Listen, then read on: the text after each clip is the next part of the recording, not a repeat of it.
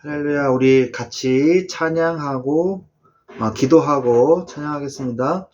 하나님 감사합니다. 오늘도 어김없이 또 우리를 인도해 주시고 불러 모아 주셔서 말씀 속에 있게 해주시니 감사를 드립니다. 이 시간에 잠깐의 시간에 예배할 때에 시간을 초월한 하나님의 역사를 체험하게 하시며 하나님의 능력으로 치유되어지고 응답되어지는, 그리고 영안이 떠지는, 전도의 문이 열려지는 응답의 시간 되게 하여 주옵소서. 이 시간에 방해하는 사탄의 권세가 예수 그리스도의 이름으로 무너지게 하시고 하나님의 나라가 임하게 하여 주시옵소서. 감사하며 예수 그리스도의 이름으로 기도했습니다. 아멘. 찬양하겠습니다. 주님 큰 영광 받으소서. 찬양 받으소서. 모든 이름 위에 뛰어난 그 이름, 온 땅과 하늘이 다 찬양해. 겸손하게 우리 무릎 꿇고 주 이름 앞에 영광 돌리세. 모두 절하세 독생자 예수. 주님께 찬양 드리리. 모든 영광과 존귀와 능력 받으소서. 주님 받으소서. 영광과 존귀와 능력 받으소서. 받으소서. 그리스도 살아계신 하나님, 주님 큰 영광, 주님 큰 영광 받으소서. 홀로 찬양 받으소서. 모든 이름 위에 뛰어난 그 이름, 땅과 하늘이 다 찬양해. 겸손하게 우리 무릎 꿇고 주 이름 앞에 영광 돌리세. 모두 절하세 독생자 예수. 주님께 찬양 드리리. 모든 영광과 존귀와 능력 받으소서. 주님 받으소서. 영광과 존귀와 능력 받으소서. 주님 받으소서. 그리스도 살아계신 하나님, 영광과 존귀와 모든 영광과 존귀와 능력 받으소서. 받으소서. 영광과 존귀와 능력 받으소서. 주님 받으소서. 그리스도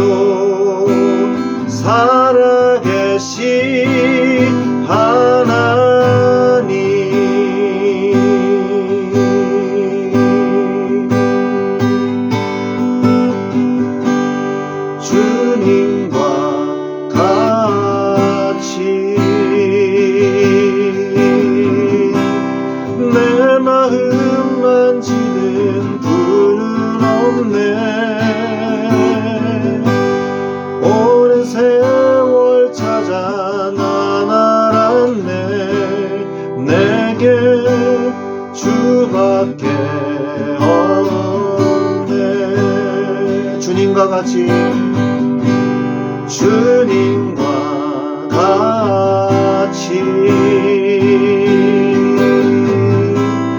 내 마음 만지는 분은 없네. 오랜 세월 찾아 난 알았네. 내게 주밖에 없네. 주잡이 강같이 흐르고 주잡이 강같이 흐르고 주 손길 치료하네.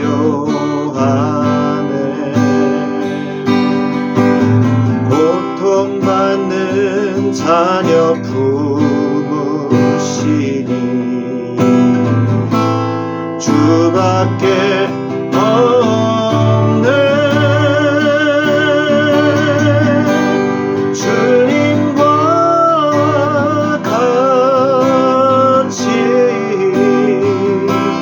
내 마음 만지는 분은 없네. 오랜 세월 찾아 난 알았네. 내게 주밖에 없네. 주님과 같이 주님과 같이 내 마음 만질 분은 없네. 오랜 세월 찾아 난 알았네. 내게 주밖에 없네. 주잡이 강같이 주잡이 강같이 흐르고 주 손길 치료하네.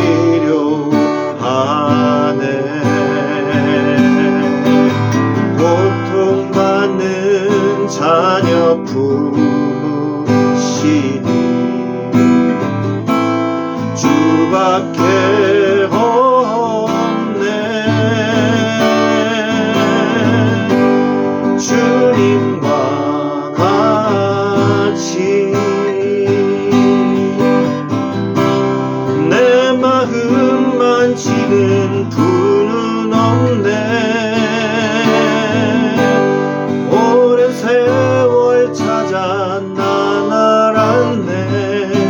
내게 주밖에 없네. 오랜 세월 찾아 오랜 세월 찾아 난 알았네.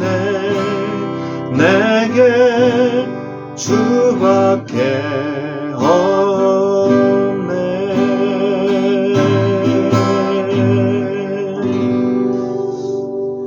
아멘. 안녕하세요. 안녕하세요. 안녕하세요. 네. 우리 하나님 말씀 보겠습니다.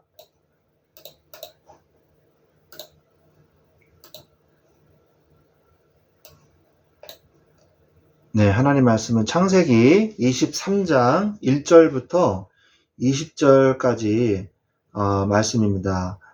좀 길기 때문에 어쩔 수 없이 여기 4절까지만 제가 봉독해 드리도록 하겠습니다. 제가 읽겠습니다. 사라가 127세를 살았으니 이것이 곧 사라가 누린 햇수라. 사라가 가나안 땅 헤브론 곧 기럇 아르바에서 죽음에 아브라함이 들어가서 사라를 위하여 슬퍼하며 애통하다가 그 시신 앞에서 일어나 나가서 헷 족속에게 말하여 이르되 나는 당신들 중에 나그네요 거류하는 자이니 당신들 중에서 내게 매장할 소유지를 주어 내가 나의 죽은 자를 내 앞에서 내어다가 장사하게 하시오. 아멘. 네, 오늘 말씀의 제목은 사라의 죽음입니다. 사람은 누구나 죽습니다. 저도 언젠가는 죽을 것이고 우리 형제님 기분 나빠하지 마시고 언젠간 죽잖아요, 그죠? 형제님도 죽을 것이고 네, 다 죽습니다. 그런데 어떻게 죽느냐가 참 중요한 것 같아요. 저는 죽음에 가까우신 분들을 많이 봤어요. 제가 저번에도 과거에도 여러 번 말씀을 드렸지만 반포에 있는 그 종합병원 있지 않습니까? 강남 성모병원인가요? 거기에 이제 가서 전도를 하게 되면서 암 환자분을 만나게 됐어요. 그 우리 교회 교인이었던 분인데 그 분이 요양보호사였어요. 그래서 암 환자를 돌보고 계셨어요. 그래서 저한테 요청이 왔어요. 이분을 좀 복음을 전해달라고 목사님이. 그래서 제가 갔죠. 가서 그분을 만나게 되면서 그분한테도 복음을 전하고 그러면서 그 암병동을 이렇게 순회하게 됐어요. 그러다 보니까 많은 사람들이 예수 그리스도를 기다리고 있는 걸 제가 보게 됐거든요. 그래서 그분들을 예수님을 영접하고 나면 어쩌겠어요? 그냥 내버려 둡니까? 방치합니까? 아니죠. 매주 가서 또 그분들을 위해서 기도해주고 또 그분들에게 복음을 더 자세히 설명해주고 양육을 했습니다. 그러다 보니까 그 암 환우분들이 이제 한 분씩 한 분씩 떠나가셨죠. 제가 기도해주고 있는데 저를 부르신 분도 있었어요. 감리교 권사님이셨어요. 그 미대 미술 관련 전공하신 여자 교수님이셨어요. 그러면서 그 말씀을 제가 못 잊어요. 아, 목사님이세요? 그러는 거예요. 그래서 네, 그랬더니 아, 제가 이 기회를 어떻게 놓칠 수 있겠어요? 저를 위해서 좀 기도해 주세요. 그러시는 거예요. 그래서 제가 그분을 위해서 이제 기도해 드리고 다음 주에 갔더니 두 번인가 그렇게 만나고 세 번째 주인가 갔더니 안 계신 거예요. 그래서 간호사한테 물어봤어요. 이분 어디 가셨나요? 그랬더니 돌아가셨나요? 그랬더니 돌아가신 건 아니고 이제 치료를 해도 가능성이 없으신 분들이 있어요. 더 이상 안 되는 분들. 그런 분들은 그 구병동으로 옮기셨습니다. 이제 베드가 모자르기 때문에. 그래서 누구세요? 먼저 물어보더라고요. 그래서 교회에서 이제 목사라고 그랬더니 원래는 안 가르쳐 주는데 알려드린다고 그러면서 이제 알려주셨어요. 그래서 갔더니 너무 이 초라한 건물, 원래 그 강동, 그 병원이 새로 지은 건물이에요. 지금도 사실 그 건물도 오래됐지만, 10년 넘었지만, 예전에는 하얀색 건물이었어요. 조그만 그 고층 빌딩이 아니고, 한 5, 6층짜리 되는 그 하얀색 건물인데, 그 건물을 허물지 않고 남겨둔 지역 그 건물이 있더라고요. 거기에 갔더니, 정말 오래되고 구식 그 건물, 거기에 2층에 올라갔더니, 거기에 그 좁은 그 병동에 한 뭐 10명, 15명씩 입원이 돼 있어요. 막 따닥따닥. 그래가지고 이제 제가 물어가지고 이제 갔는데, 이제 기도해 주는데, 그 아들이랑 딸이 와 있더라고요. 호주에 유학을 갔었는데 이제 왔어, 아들이. 그래가지고 딸은 왜 이렇게 우리를 방해하냐. 막 그렇게 얘기를 하고, 또 아들은 또 이제 담담하게 받아들이고. 그래서 제가 그 자녀들한테 뭐 했겠어요? 복음 전했죠. 그 복음 전했는데 억지로 듣긴 듣더라고요. 그래서 둘 다 예수님을 영접하긴 했어요. 하긴 했는데 그분이 이제 그 마약 성분의 진통제를 맞으면서 거의 이제 의식이 오락가락 하시거든요. 근데 그분이 목사님 이거 그 복음 메시지죠. 그러면서 너무너무 감사해요. 그러는 거예요. 저희 아들하고 딸 좀 기도해 주세요. 부탁드려요. 그러는 거예요. 근데 제가 돌아가시기 직전에 분인데, 제가 그분을 어떻게, 제 아들 따님 제가 책임 못 지는데, 이렇게 어떻게 얘기를 해요? 제가 반드시 책임지고 끝까지 제가 돕겠습니다. 했거든요. 제가 그래서 그 아들, 딸들을 위해서 제가 지금도 기도해요. 약속했으니까. 그 다음 주에 이제 갔을 때는 벌써 장례식 치르고 끝났다 그러더라고요. 근데 얘기를 안 했더라고요. 저한테. 제가 나중에 저기 고인이 되시면 연락 주십시오. 소천하시면 연락 주십시오. 이렇게 했는데 연락을 안 해줬더라고요. 뭐 정신이 없었겠죠. 정말 많은 사람들이 돌아가시는 걸 제가 봤거든요. 그뿐만이 아니에요. 요양병원에 이렇게 가도 5개월, 6개월 이렇게 만나다 보면은 저를 만나고 너무 좋아해. 그래서 145태 때 미군 비행기 타고 평양에서 서울로, 부산, 대구로 피난 갔던 이야기, 뭐 그런 얘기를 쫙 하시고 또 뭐 내 아들이 요리사야, 막 주방장이야, 막 얘기하다가 몇 주 가다가 나를 못 알아봐. 이제 치매가 이제 심해지셔가지고. 그러다가 의식이 없어지셔. 그런 분들 많이 봤어요. 그래서 이제 기도해드리고, 그리고 그 다음 주에 가면 베드가 비어있고. 근데 정말 많은 분들을 봤는데, 생명이 있는 상태에서 돌아가시는 거, 그리고 생명이 없는 상태로 임종을 맞이하는 거, 어마어마한 차이가 납니다. 불신자의 죽음과 하나님의 자녀의 이 땅을 떠나는 날은 어마어마한 차이가 나요. 정말 예수 그리스도 영접해야 돼요. 안 그러면요, 정말 그 죽음 직전에 지옥이 보여요. 그래서 이 마귀가 자기를 지옥으로 끌고 가는 그 직전의 모습까지 그 고통스러워하면서 죽어간단 말이에요. 근데 하나님의 자녀는 그렇지 않잖아요. 하나님의 자녀는 그렇지 않거든요. 죽음의 의미는 큽니다.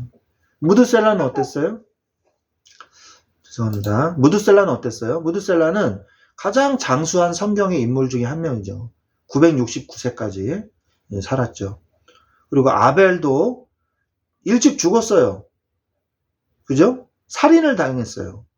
그러나 순교였고 그 죽음은 굉장히 깊은 의미가 있는 죽음이었습니다. 노아도 자신의 생을 가장 유일하게 살아남는 그 가족들과 함께, 노아의 가족들이 몇 명이었어요? 노아 부부, 그 다음에 3명의 아들들 부부, 그래가지고 8명이 살아남았거든요. 그 방주에. 그 노아의 유일한 생존과 그리고 그의 죽음. 그 다음에 하란에서 데라의 죽음.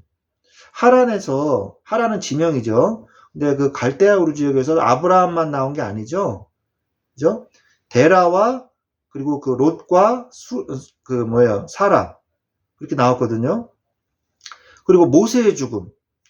이런 것들은 모두가 큰 의미를 내포하고 있습니다. 그러므로 사라의 죽음 역시 우리가 이 사라의 죽음을 통해서 죽음에 대한 하나님의 계획, 하나님의 뜻, 이걸 우리가 봐야 돼요. 죽음, 이거 뭐 무섭다. 생각하기 싫다. 그냥 생각 안 하고 살고 싶다. 뭐 이런 분들도 많아요. 근데 우리는요, 정말 솔직히 얘기해서 죽음을 두려워할 필요는 없어요. 죽음을 두려워할 필요는 없습니다. 죽음은 개인과 이 시대에 대한, 사대가 아니라 시대입니다. 시대에 대한 하나님의 계획이거든요. 무드셀라의 죽음은 노아와 상관이 있어요. 무드셀라가 왜 그렇게 오래 살아야만 했을까요? 그 시대는 어떤 시대였어요? 네피림 시대였어요. 네피림 시대 잘 아시지 않습니까? 사단의 타락이 만연한 시대. 하나님을 잃어버리고 타락이 극에 달한 시대. 그런 시대 속에서 무드셀라는 노아에게 분명한 복음을 분명히 전달한 언약 전달자의 사명을 감당했던 것이에요. 그래서 살아있어야 될 이유가 있었던 거예요. 무드셀라가 노아가 활동하고 있었을 때 무드셀라가 살아있었거든요. 그때도. 그리고 아벨의 죽음은 어떤 죽음입니까? 첫 순교자의 죽음이었어요. 히브리서 11장 4절에 분명히 밝히고 있죠. 한번 읽어주시겠습니까? 네. 믿음으로 아벨은 가인보다 더 나은 제사를 하나님께 드림으로 의로운 자라 하시는 증거를 얻었으니 하나님이 그 예물에 대하여 증언하심이라. 그가 죽었으나 그 믿음으로써 지금도 말하느니라. 네. 그래서 아벨은 죽었으나 영원히 믿음으로 살아있는 거예요. 계속 우리에게 메시지를 던지고 있는 거예요. 아벨이. 하나님을 믿는 성경을 읽는 자마다 아벨은 그들에게 메시지를 주고 있습니다. 예배의 실패는 곧 너의 인생과 생명의 실패다. 너의 예배의 성공은 모든 것의 성공이다 라고 말씀하고 있어요. 이 굉장히 창세기 3장에서 중요한 말씀, 4장에서 중요한 이야기를 하고 있거든요. 가인이 예배에 실패했지 않습니까? 그죠? 정성을 못 들여서 실패한 것이 아니죠. 그죠? 농사가 얼마나 수고를 많이 해야 되는데요. 많은 노동력을 필요하지 않습니까? 아벨은 굉장히 뛰어난 농사꾼이었어요. 기후를 다 알아야 돼요. 최첨단 기술을 보유하고 있는 사람이었어요. 그죠? 그런데 뭘 실패했어요? 피의 언약이라는 걸 몰랐어요. 언약이 전달되지 않았어요. 그러니까 하나님이 직접 가인에게 이야기를 합니다. 가인에게 이야기를 해요. 뭐라고 얘기하냐? 사망이 너의 집 문 앞에 엎드려져 있느니라. 그렇게 얘기해요. 그게 무슨 말입니까? 네가 예배를 실패하면 죄와 사망의 권세가 너를 다스리게 될 것이다. 그러나 네가 예배와 언약을 네가 붙잡고 예배를 성공하게 된다면 네가 죄를 다스릴지니라 이야기하는 거예요. 언약을 실패하는 그 순간요, 죄악이 나를 다스리기 시작해요. 그래서 살인하고픈 그런 욕망을 넣어주는 거예요. 열등감, 그리고 우월감, 다 똑같은 말이잖아요. 그죠? 우리는 그리스도 안에서 열등감, 우월감 가질 필요가 없거든요. 비교의식 가질 필요 없거든요. 그런데 그 안에서 확 뭐가 일어나는 거예요. 그거를 누를 수 있는 언약적 힘이 필요한데, 믿음과 은혜가 필요한데 예배에 실패하니까 그게 안 되는 거예요. 우리가 왜 인생을 실패하냐? 예배를 실패하기 때문이에요. 우리가 아니라 세상 사람들이요. 종교인들이요. 정말 심각하거든요. 노아 시대 때 홍수 심판과 무지개 언약을 주지 않았습니까? 심판받을 수밖에 없는 이유. 그리고 노아를 살리셔야만 하는 이유. 그리고 무지개 언약. 이것은 좀 다른 이야기지만 노아 시대 이후부터 죽음이 더 빨리 오게 되었어요. 수명이 짧아졌어요. 그죠? 왜 그렇게 됐습니까? 과학적으로 이 지구상에 궁창이 있었죠. 수권이 있었죠. 그러면 물이 공중에 떠 있냐? 이상하지 않냐? 하나도 이상하지 않아요. 지금도 물이 공중에 떠 있지 않습니까? 구름. 그죠? 근데 그거보다 더 짙은 어떤 원소 배열은 우리가 알 수 없죠. 하지만 분자 배열은 알 수가 없죠. 하지만 공중에 떠 있는 수권이 있었어요. 성경에 나오지 않습니까? 궁창이. 근데 그 궁창에 있었던 그 물이 다 쏟아진 거죠. 그리고 보면은 땅에서 물이 또 솟아나왔다 그랬어요. 모든 물을 하나님이 총동원하셨어요. 그래가지고 수권이 없어졌죠. 그러면서 지축이 흔들렸다는 그런 기록이 있거든요. 그래서 그때 지구 자전축이 23.5도 기울어졌다는 그 내용이 있더라고요. 그러면서 원래는 전 지구상이 따뜻하고 온화한 기후였는데 사계절이 생기면서 극지방도 생기고 이런 사계절이 나오게 됐다고 그러더라고요. 그러면서 자외선으로 인해서 자외선이 더 많이 투과됨으로 인해서 인간의 수명이 더 짧아졌다. 그 다음에 노아 시대 이후에는 육식을 하기 시작했거든요. 노아 시대 이후부터. 그때부터 또 수명이 짧아졌다. 그런 이야기가 있더라고요. 자, 아무튼 모세도 또 그렇습니다. 하나님의 사명의 시작과 완결. 모세는요, 죽고 싶어도 못 죽었어요. 80년 동안이나요, 헤매고 다녔어요. 하나님의 사명이 언제 시작됐습니까? 80세 이후부터 시작이 되었어요. 그래서 우리 목사님께서 그런 이야기 하잖아요. 120세까지 내가 산다. 그러잖아요. 아직 내가 뭐 펄펄하다. 막 말씀하시고 막 이렇게 복음 사역해야 된다. 이렇게 말씀하시잖아요. 네, 어떻게 보면은 뭐 그렇게 오래 살아야 되나 우리가? 뭐 이렇게 생각할 수도 있어요. 우리는 오래 살아야 된다. 이런 얘기가 아닙니다. 그렇다고 빨리 죽어야 된다. 그런 얘기도 아닙니다. 하나님의 사명이 다하는 날까지 우리는 살아야 돼요. 우리 인생에 하나님의 계획이 있습니다. 그걸 발견해야 돼요. 모세는 80세에 그걸 발견했죠. 그리고 80세까지는 준비하는 기간이었죠. 그죠? 그래서 애굽의 왕자의 어떤 수업을 받으면서 세상적인 엘리트의 모든 준비를 했어요. 그리고 홀로 스스로 있으면서 하나님과의 대화를 이어갔어요. 영적 준비를 했어요. 그리고 80세에 쓰임 받았지 않습니까? 그래서 우리도 하나님의 사명이 발견되어지고 그 사명이 완결되어질 때까지 우리의 인생이 온전히 하나님의 쓰임을 받을 수 있는 인생이 되도록 하나님의 도구로서의 사명을 감당하는 이 생명의 시작과 끝이 되게 해 주시옵소서. 우리가 기도해야 돼요. 그 다음에 다단이라는 인물이 나오죠. 이 다단이라는 인물은 40년 광야 생활 중에 왜 모세만 너만 이 모든 걸 다 독식하냐. 우리도 지도자급으로 하나님 앞에 예배도 드리고 우리도 너처럼 할 수 있다. 그러면서 고라 자손들과 함께 다단이 함께 반역을 했어요. 그래가지고 하나님이 어떻게 하십니까? 땅이 쫙 갈라져서 싹 들어가고 그 다음 딱 닫혔어요. 모두 다 비켜라. 이 고라 자손과 다단, 자, 이 주위에 있는 사람들 다 뒤로 물러서라. 그리고 딱 물러서는 순간 땅이 쫙 갈라져서 들어가고 그리고 그냥 가만히 있는 게 아니라 또 닫혔어요. 이거는요 하나님의 역사의 기적이거든요. 이 사람들은 비참한 죽음을 맞이했죠. 하나님의 뜻과 반대되는 일을 하는 자, 성령의 뜻을 거스리는 자, 이 사람들은요 저주의 죽음을 맞이하게 돼요.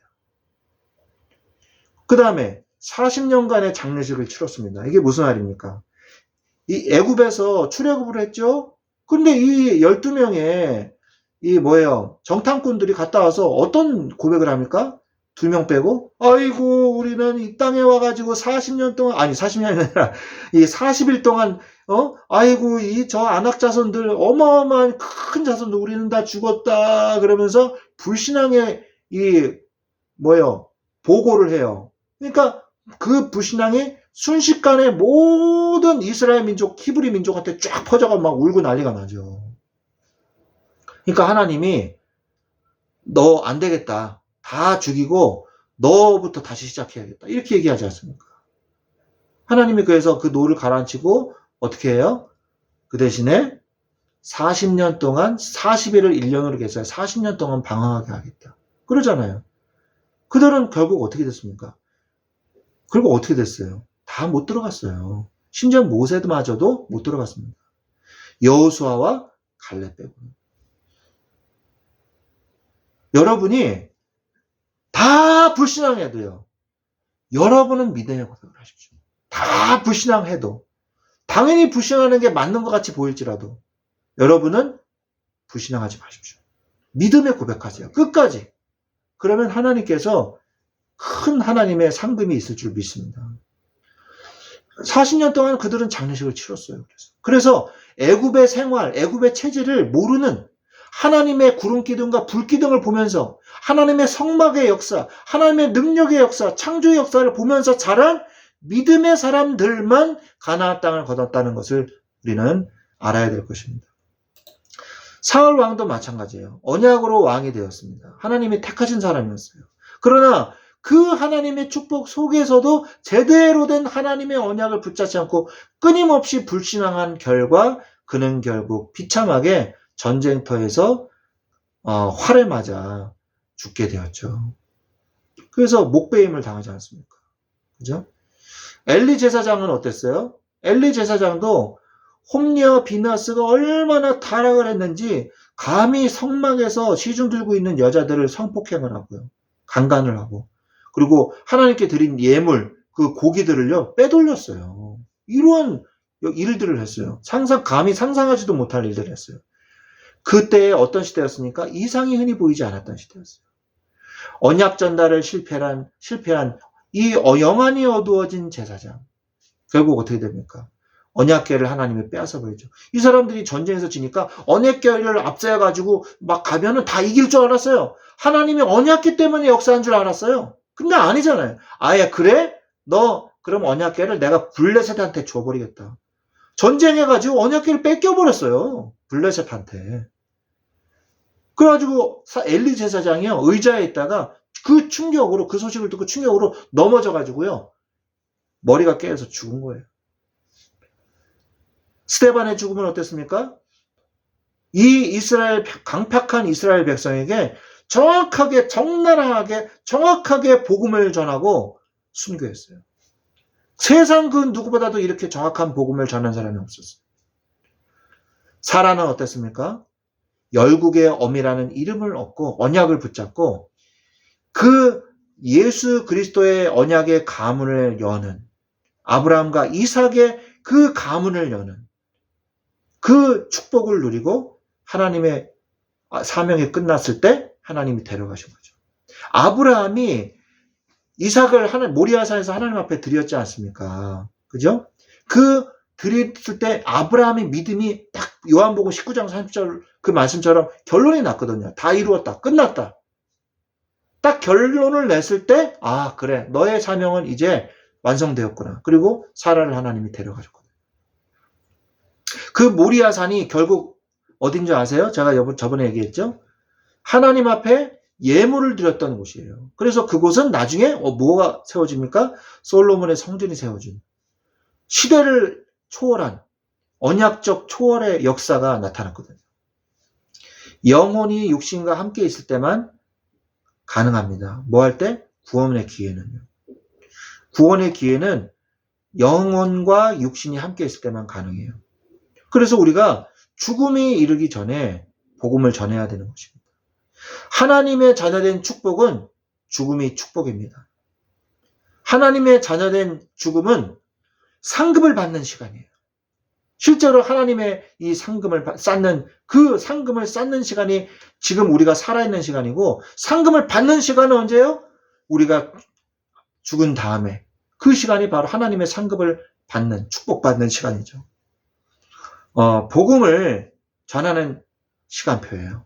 죽음이 이르기 전의 시간표. 그래서 우리가 긴 것 같지만 죽음은 순서대로 오는 것이 아니지 않습니까? 그죠? 죽음은 언제 올지 몰라요. 장례식 언급에 대해서 우리가 상술한 이유가 뭐예요?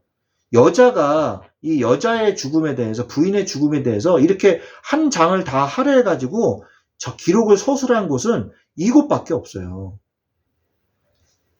약속의 땅을 떠나지 않는 이유이기 때문이다. 인물이기 때문입니다. 헤브론 땅이라 그랬거든요. 거기 어디입니까? 헤브론과 예루살렘, 가나안 땅 다 모여 있어요. 그 사해 바로 옆에 그 왼쪽으로 옆에 예루살렘 땅이 있고 예루살렘 바로 옆에 헤브론이 있거든요. 나중에 지도를 한번 보시면 압니다. 그래서 그 약속의 땅에 바로 장사를 지내는 거예요. 내가 있어야 될 곳은 여기다 이거예요. 내가 영원히 머물러야 할 곳은 여기다. 이들이 원래는 무슨 생활이에요? 유목 생활을 하는 사람들이었거든요. 하지만 무덤은 돌무덤으로 굴에 이 장사를 지냈단 말이에요. 그것이 바로 뭘 얘기하는 거냐? 후손에 대한 약속을 얘기하는 거예요. 언약에 대한 증거와 표적이 되는 사라의 무덤입니다. 후손들이 뭘 보겠어요? 야, 여기에 우리의 조상의 무덤이 여기에 있다. 우리가 여기에 있어야 할 곳은 바로 여기다. 이걸 보라는 거예요. 매장지를 사서 크고 아름답게 하는 이유가 뭡니까? 유목생활하면서 매장지는 돌로 만들었죠. 인생은 나그네 길입니다. 그러나 내세에 대한 큰 소망이 있기 때문에 내가 머물러야 할 곳은 여기다. 우리가 약속의 땅 가나안 땅에 뭘 의미해요? 천국을 의미하고 예루살렘 성이 바로 천국을 의미하는 거잖아요. 우리 요한계시록을 읽어보면. 그래서 우리는 어떻게 죽을 것인가? 그리고 우리가 어떠한 죽음을 맞이할 것인가를 생각을 해야 되는 것입니다. 그리고 나의 죽음을 두고 후손들은 어떻게 받아들일 것인가? 이걸 생각해야 돼요. 어떻게 죽을 것입니까? 웰빙이 있죠. 그러나 우리는 웰다잉도 깊이 묵상하고 생각해야 되는 것입니다. 웰빙만이 중요한 게 아니에요. 웰다잉도 중요해요. 사라의 죽음은 하나님의 사명을 감당하고 완결된 감사하고 축복의 죽음이었어요. 스데반의 죽음은 정확한 복음을 선포하고 선교의 문을 여는, 스데반의 환란으로 인하여 예루살렘에 모여있던 주의 자녀들이 온 사방으로 흩어졌어요. 그러면서 사마리아에도 빌립 지사가 복음을 전하고 여러 곳에 복음을 전하다가 결국 어디에서 교회가 세워졌어요? 안디옥에 헬라인들도 구스인들도 모이는, 유대인만 믿는 종교가 아닌 거예요. 전국적 국제적인 모든 인종들이 모여서 함께 예배드리는 안디옥 교회가 세워졌어요. 누구의 환란으로 인하여? 스데반의 순교로 인하여. 그러한 죽음이었어요. 우리는 종말론적 신앙과 삶을 살아야 됩니다. 내가 오늘 인생이 마지막이라면 내가 어떻게 살아야 될까? 생각해야 돼요. 매일 죽음을 생각하면서 오늘이 내가 마지막 날이라. 내가 어떤 말을 해야 할까? 내가 오늘 만나는 저 직장의 동료들이 마지막 날이라면 내가 어떤 말을 해야 될까?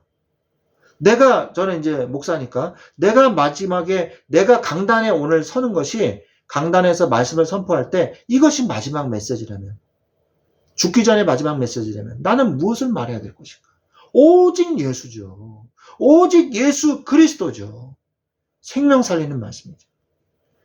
오늘을 마지막이라고 생각하며 하나님 앞에서 이 종말의 신앙을 사시기를 예수 그리스도의 이름으로 축원합니다. 네, 기도하겠습니다. 하나님 감사합니다. 오늘 사라의 죽음을 통해서 하나님을 믿는 자의 죽음이 어떤 죽음인지 우리가 깨닫게 하시니 감사를 드립니다. 오늘이 마치 마지막인 것처럼 오직 예수 그리스도로 말미암아 우리가 살아가게 하여 주옵소서. 우리가 그냥 사는 것이 아니라 오늘 하나님께서 우리를 살아있게 하신 하나님의 계획을 발견하고 하나님 주신 사명을 감당하는 우리의 인생이 되게 하여 주시옵소서. 하나님 감사를 드리며 지금은 우리 주 예수 그리스도의 은혜와 하나님 아버지의 지극하신 사랑하심, 성령님의 내주 인도 역사 충만하심, 살아의 죽음을 통하여 하나님의 우리에게 주신 종말론적 신앙을 가지고 믿음으로 승리하기를 원하는 사랑하는 모든 우리 자녀들 머리 위에 지금부터 영원토록 항상 함께 계실지어다. 아멘. 아멘. 아멘. 감사합니다.